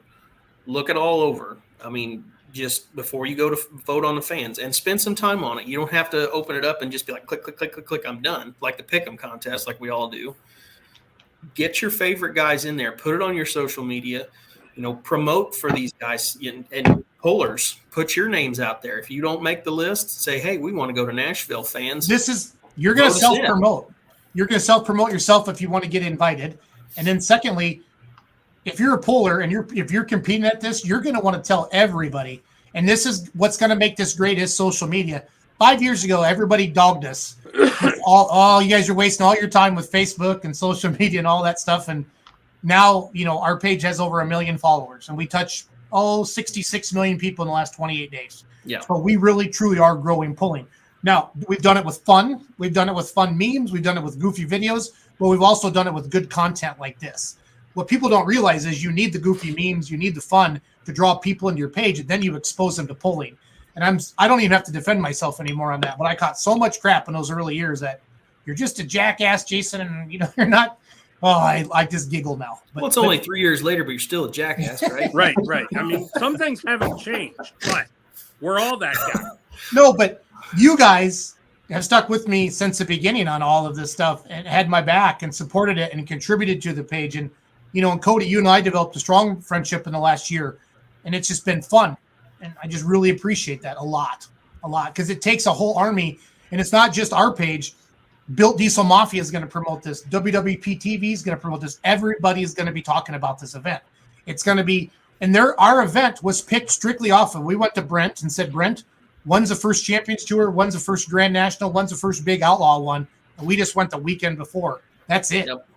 I mean, we wanted to have it a little later in May, but I got a hold of Strickland and we didn't want to run into Benson. I don't want any. No. The only excuse we're going to have is going to be planting season, and that's we just can't help that. Because you don't want to go. We talked about 4th of July. We talked about other things. We don't want to do any holidays. This is going to kick it off every year. I love it. So You know, something that I enjoy about the polling is it's a huge family. It doesn't matter if I go to Illinois, Ohio, Pennsylvania, or whatever. It's a huge family, and that's something that makes it really cool. Is it don't matter where you go, any poll, and it's just a huge family event, and it don't matter where you're at. Yep. But it's when we say outdoor Louisville, those are the types of vehicles you're going to see in Nashville, and we're going to roll the classes out once. We've been meeting every Thursday night, and and you think we're nice to each other. You think we're nice to each other on the show. When we're alone, it's not nice at all. It's a lot of this and a lot of that. We're really nice to each other then. Yeah, but we're challenging each other because we all have a different circle of pullers and friends and promoters that we run with in different parts of the country. And we looked at, there was a couple venues that we knew that some promoters would do this, like what Brad did. But Nashville, when you look at the map, it's kind of centrally located for everybody. You know what I mean? It's not way out of the way, but this has so much potential. And again, we're putting it back on you, the puller, to promote your own poll. That's it. If you want a bigger payout, make sure we have 4,000 people there each night. That's simple. Yep. And for $15 a piece, this would be a ticket. This would be a $25, $30 ticket at a Bowling Green or a Louisville or something like that. And that's not what we're trying to do. Yep. There's no reason that place shouldn't be standing room only, unless the weather is just stupid. $15. Bring five. What's this 4,000 bullshit? 5. Yeah, $15, and you can walk through the pits in one area, and you can see 12 of the top in each class in the country for $15. That's a steal, man. That is a steal. And like I said, the more people we get there, the higher the payout's going to go. So it's going to be a little bit hard. There is a guaranteed payout, which we will roll that out when we get a little further on. But there's a guaranteed payout, and it's not a small number. And we've been able to do this because Brad Holzauer has said, I will step up and I will do this. But we probably won't be able to give you we have a guaranteed, but that number can go up. That's the only place it can go. More people in the stands, more people to pull in. When somebody comes up there and they run it out, 10, 15 feet past whoever is leading the class, that place, I want to get a noise ordinance call from the Nashville Police Department because it's too damn loud. That's how big we want to make this thing. Yeah, the facility's there. And the last place truck or tractor will get their entry-free money back minimum. So, yes. And I've gone to pools before with 25 in the class, and they pay back 10 or 12. You don't even get your gas money back, or your entry money or nothing. Nope. That's just how it goes. So we're trying to set this up. We're thinking like pullers. We're thinking like promoters. And and it's not just one of us. It truly is a team of us. And it's a great team. Bond. So pretty excited. Excited. Stoked. Nick Broughton, it's not Sideshow Chucky, it's Slideshow Chucky. You missed an L. I'll get back to one of those shows eventually. Yeah, I guess two for classes. I think we kind of discussed that we're going to probably make them go public by the 1st of November. Yes. So that gives 2 months we're essentially hoping to have a deadline by December 31st for pullers to commit. Once we get those, that's your initial invites. Yeah. You have until the end of the year to commit. And when we say commit, you're going to put an entry fee in, and you're going to run your credit card through on the online deal. If you've seen the Midwest Winter Nationals online entry, it's the same thing. You're going to put your $500 in when you enter, and you have to enter by the 31st. And we're going to promote you that you are coming. You damn right. We're gonna spread your name. Your name is going to be everywhere. Your photo, your likeness. We are on you. That this is what we're bringing as the show. So, I mean, there's the dollar amount, but beyond that, there's your word too. There's your bond, and we really want you to be involved in this, and be a part of it, and be the show that we are saying that you are. Oh yeah. Get it. If you get in with it, if you throw that $500 or whatever it is down, might stop and see if you can get some T-shirts made before you make that trip to Nashville, because there's a good chance you're going to sell every one of them. Yes, you will. Well, where else can you, as a puller, get a chance before your point season starts with your brand new setups to get a pull against the best of the best and find out where you are before you actually start your points championships. We all go make a hook to the sled. You might have one vehicle there similar to you, but there's a legitimate chance we could have a Grand National champion versus the Champions Tour champion on the same track 2 nights in a row. Yep. And to start out the season, it does. That's Super Bowl, baby. Yeah. That's actually that's a conversation we've had behind the scenes that we haven't said to you, and Jason just freaking nailed it. That's exactly what we're thinking about for you guys too. Is to have this opportunity for a freebie. It's a freebie, a double night freebie. Let's see what you got. Bring it. Throw it down. Mm-hmm. And I love the idea. And beyond that, let's get some side bets going. Throw some cash back in the staging lanes. Let's throw some bets down. Oh, yeah, that guy you wanted that chance against, that guy you wanted to throw down against. So I want to see if I can beat this guy. All right. You got $500 on it. Let's find out. $500 on it. You got to do, and you don't have to do it once. You got to do it twice because it's aggregate total distance. Yep. King of the Hill style. Let's throw some freaking King of the Hill style money at this thing. And what I love we're doing, we're not asking you to fill out an invitation.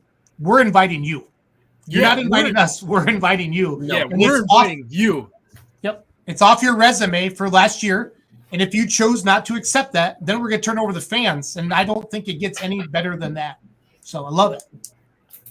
And the fans. Who's going to be there? Who's going to be there? Well, you either turn down our initial invite or the fans decide who comes. So that's awesome. Yep. So obviously we're quite jacked about it. By the little teasing we've done on social media, it's going to be very popular. I'm not going to bring my bad luck or rain because this isn't just about me. This is about all of us. Mm-hmm. Old slideshow Chuckles just put his head down. So after this last weekend, no, don't say that. Yeah, rain's a bad. Don't talk about it. No. Yeah, please, definitely. Please. But yes, this is going to be good. And like I said, keep an eye on the social media. We've got things in the works. We're working on this actively. We're going to start rolling. Well, we already know who our announcers are. We already have tech officials.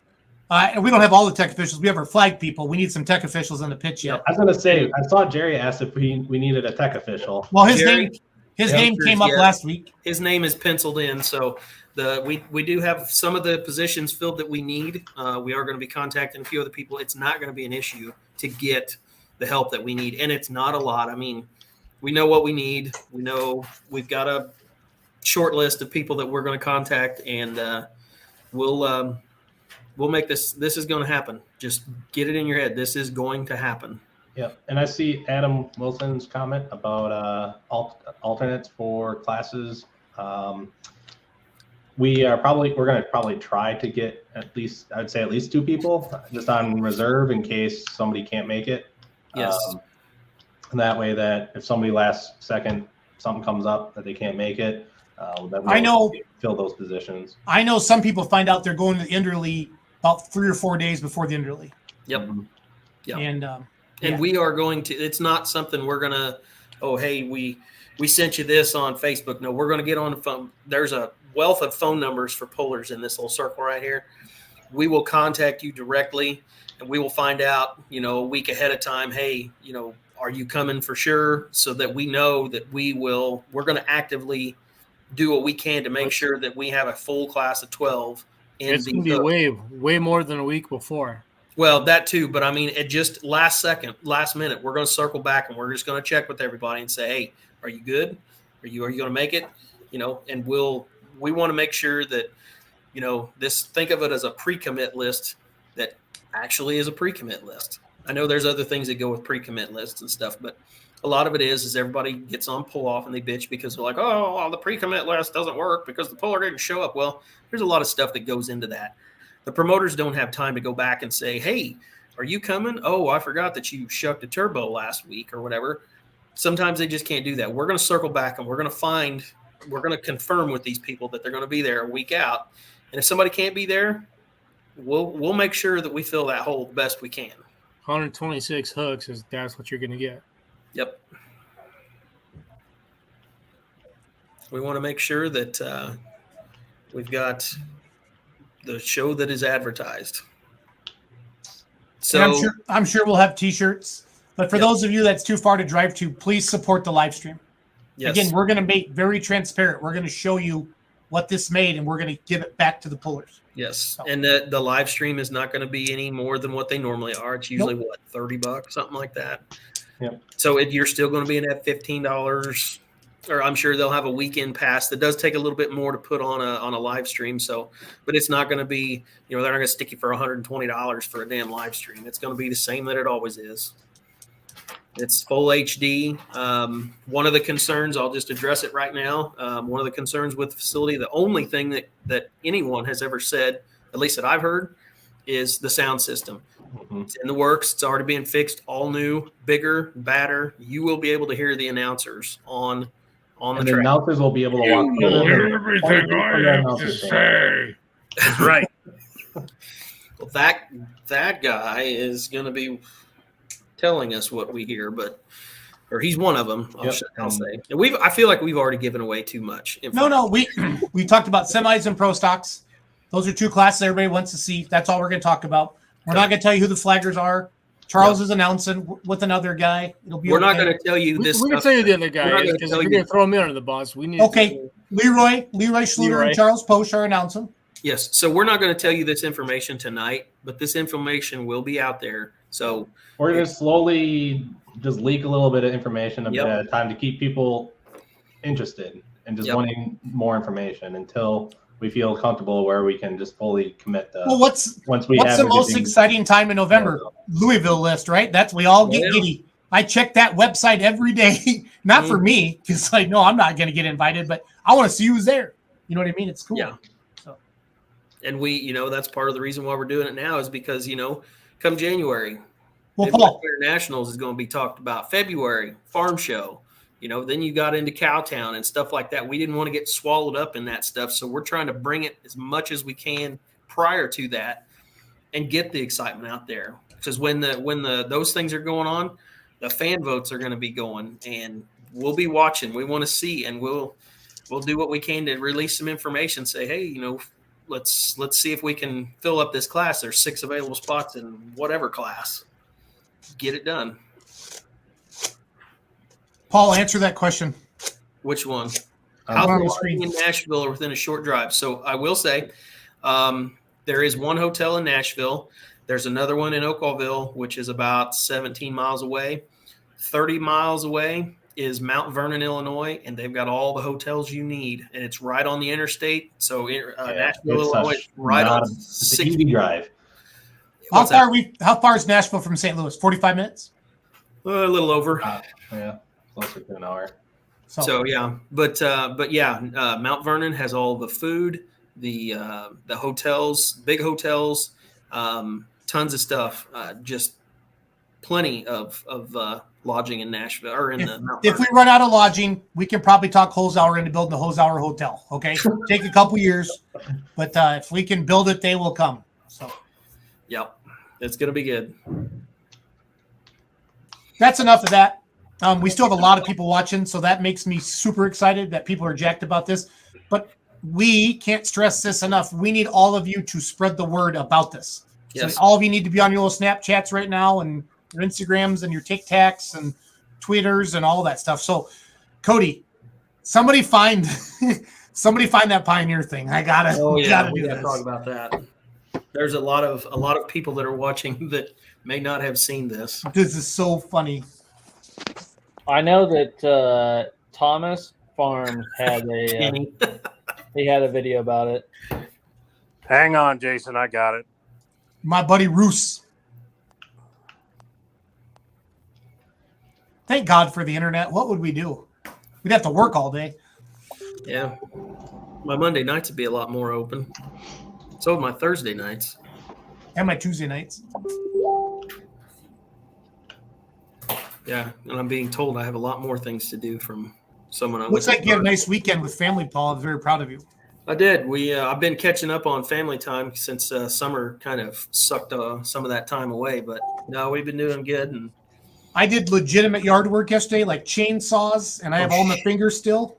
No, you wouldn't have a real chainsaw if you guys' fingers still. What's about? Well, it's not a big dog, Charles. It's not. I was cutting small branches down. Nope. It's a small one. I square baled hay. I mean, if that means anything. Yeah, I saw your TikTok there. Hey, guys never gotta do know. what a guy's gotta do. Never Jason, know. it's in the Let's Go Pulling Live group. On Facebook. Yeah. Give me 30 seconds. So, Cody, can you kind of set this up for me? So, someone had posted when you plant Pioneer that this is what you get, and they should throw in the corn reels for free. #flat corn. Love it so much. You're killing future sponsors, man. Hey, Well, I mean, like, we could go through all the hybrids. I mean, it happens in everything. I'm just saying. It's too good not to share. Because Go back to the beginning one. That's what happened on the days. Not that. Media. That was the response. Oh, okay. Sorry, there. bud. There we go. Do you That's know where it how many starts. freaking Pioneer sponsors I know? God. Hey, we are reporters, guys.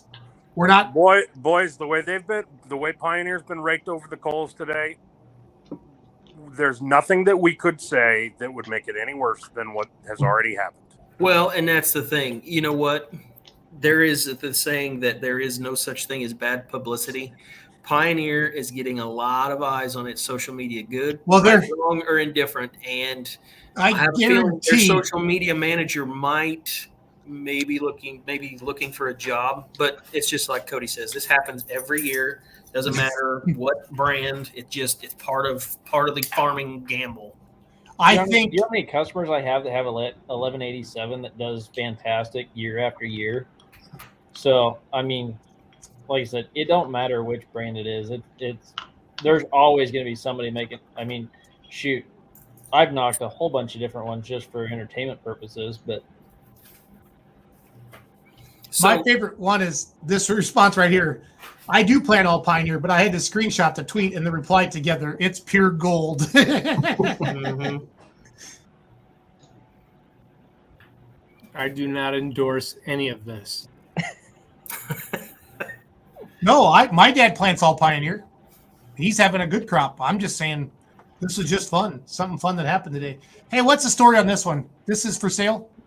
Yeah, it's on auction. This came up during the show that Larry Anderson's case, American Beauty Diesel Light Limited Super, is up for sale. Forgive me, that extends the all I've got for knowledge on it. But it's going up through Marion Auctioneers, I believe. Yes, thank you, Ryan. I did send you who it's going through, but it's a killer. On 30.5s, it's won from Tennessee to New York to Michigan to Kentucky, where it was born. So, good tractor.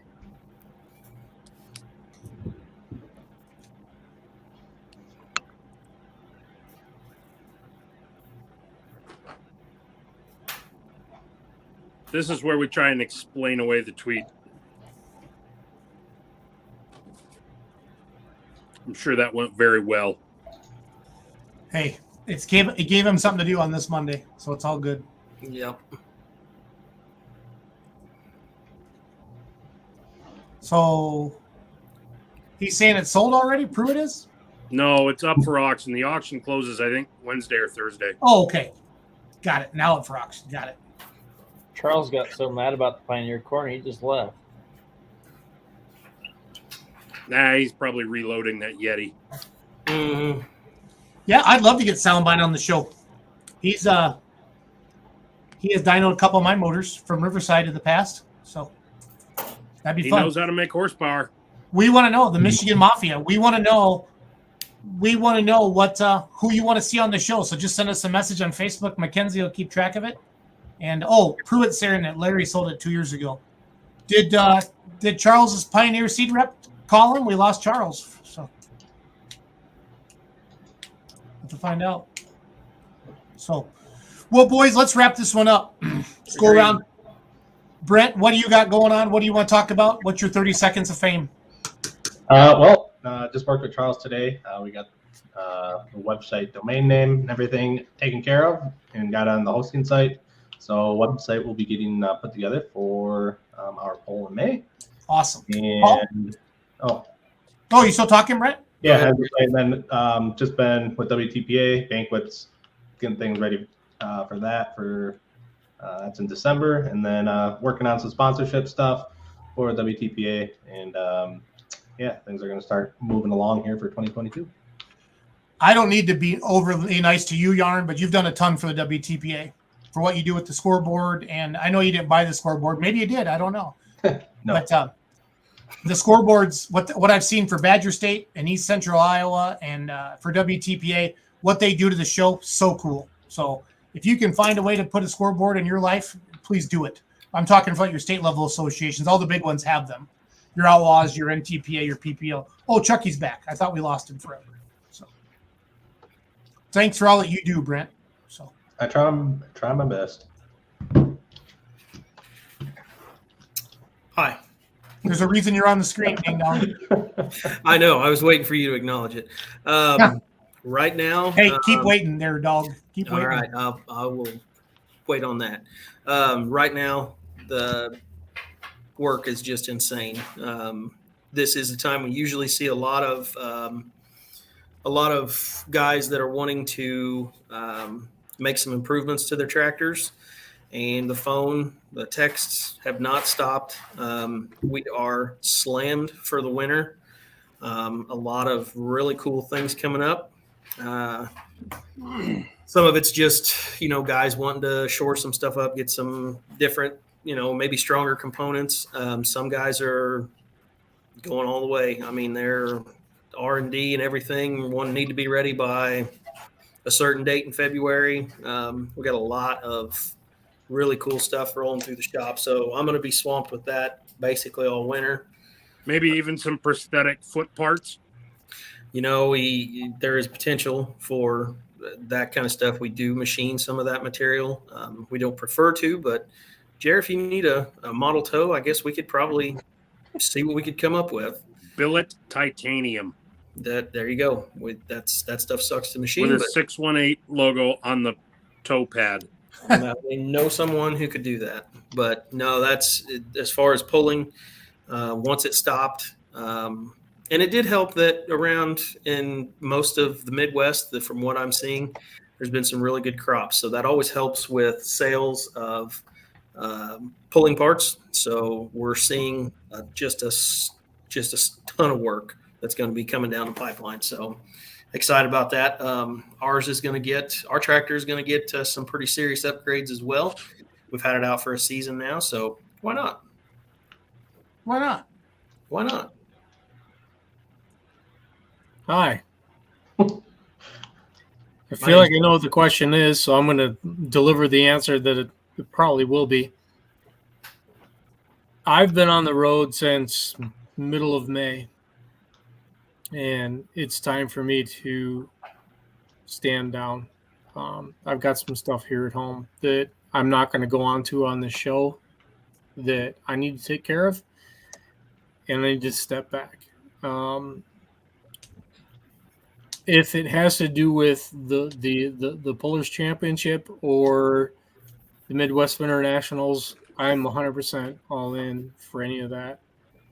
But anything else has to take a back seat. I've got some things I need to deal with here. This hat that I'm wearing tonight's not an accident. You think you know what it means, but you're wrong. It means zeal for giving. As we head into the winter and events where we ask you to reach into your pocket and take care of people, I'm asking you to please give, because there's people who need it. Now, setting aside the preachiness of that, I come off a weekend where rain won the weekend, which has been the entire season. but it was awesome to go to the finals for Outlaw Diesel Super Series and get to see KJ Jones, who is the editor of the now, I guess, defunct magazine, but he's still so involved in everything that happens with diesel motorsports. He was there. He was right in the thick of it, and he surprised us all. We didn't expect him to be there, and it was great to catch up with him and spend some time with him. Alternately, we got to find out that a Tesla Model S will run a 6.0 flat in the 8th mile. So Holy hell. dump a little bit out of the thing for weight, and a Tesla Model S will be a 590 index machine. But beyond that, thanks also to the Piedmont Dragway. They build themselves as the home of door slammer drag racing since 1957, and they busted their asses to try to make sure we could have a drag race this weekend. And Mother Nature got us all the way to round 1 and torpedoed the whole thing. And it sucked because there were some index classes races that had points on the line that could not be finished. And I know there was guys who wanted to race for it. But when that was all finished, we talk about how good the guys are in the pulling world when it comes to camaraderie and how they treat each other in the pit area, and they are that good. But these guys are next level, and it was something special to see another rain out. So this isn't the first time I saw this. How guys get together and just say, "Hey, I wanted you in the next round, but it's all good. Let's break bread together," and they did. And sharing a meal over a grill, what have you. So I'm really proud of everything I saw. And now it's time for me to step back for a little bit. Other than the events we've got going forward for the next, well, it's going to be a few months ahead. With everything I got going with Dad, I got to take a step back. And Well, if you want to know what that's about, I'll tell you, but it's not going to be on the show. Charles, you have driven so many miles this summer doing not only the pulling stuff, but the drag racing stuff and everything that you do for the sport and for the diesel drag sport. I mean, dude, time deserved well off. You are a true warrior when it comes to this stuff. I appreciate that, but from my side, I feel like I haven't given enough yet. And well, hey, have I said anything about the Pullers Championship in May? No, you caught me in the fields, dude, and I know where you're coming from. And God damn it, take some time off.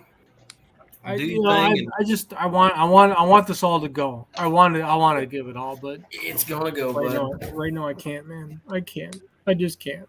I need a minute. Love you, Charles. Well deserved, bud. Take a minute. Take more. Cody V. I'm working through pictures. I still have a bunch going. Sort through. Slowly getting through Buckner now. I posted some here earlier. And got some wedding pictures and some other stuff to go through. Next up for me on the docket is White Plains, Georgia. So headed to Diesels and Dark Corners. That's going to be a spectacular event. I'm pretty excited to see some stuff that we don't normally get to see out here in the Midwest. And some of the semi classes and some of the other stuff there. I'm really excited to see some of that. So seen enough teaser videos, but you can only watch so many online before you realize that you just kind of have to be there. So in TikTok, fashion, I guess. If you're not in White Plains, Georgia, where are you at? Axtell, Kansas. Well played. Well played. Guess it's my turn now. I'm still buried in photos, and I'm working through them. Be patient. Stuff is coming. Yeah, Coatsy was happy to see his pictures tonight. Yeah, I know. He messaged me before we went on air. But yeah, be patient. I'm still working through, I don't know, 10 events to go yet, probably. It is what it is. It takes time. Cody and I would love to have you think that the photos come off the camera exactly the way we want them to. Industry secret, that's bullshit. We have to put a lot of time into making them look the way we want because we have a story to tell, and by God, we're going to tell it, and we're going to tell it like we saw it. And sometimes that takes a little longer. And I know both Cody and I are kind of anal retentive about stuff like that. And sometimes it takes longer than we want. But they're coming. Lots of busy things happening at Tractors right now. We recently added dealer listings, dealer inventory listings. We talked to a lot of farmers early this year and users and asked, what do you like? What do you not like? What do you want to see? What should we do? Yada, yada, yada. The overwhelming response was, give me a more accurate representation of the equipment that's out there. Show me what's available at dealerships. We've done that.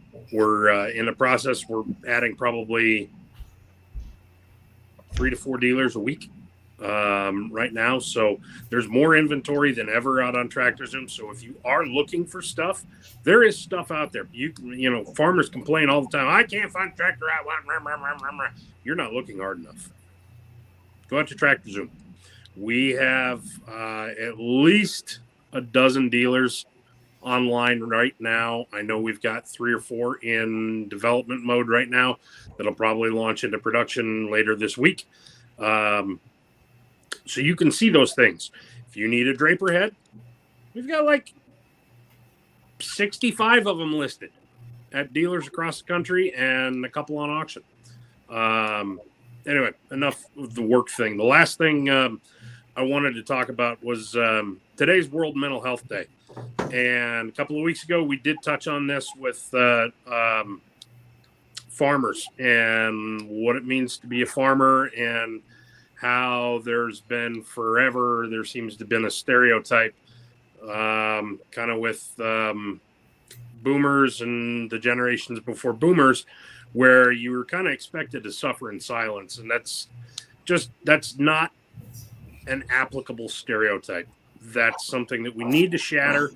And it became very clear to me. I had a conversation with a buddy of mine who lives in Palmyra, Missouri, just today on the way home from work. And he said, you know, there have been people in my life where when things went haywire, and things have gone very haywire in his life over the past year. He had his last week, his dad was in a grain bin and got half buried or more.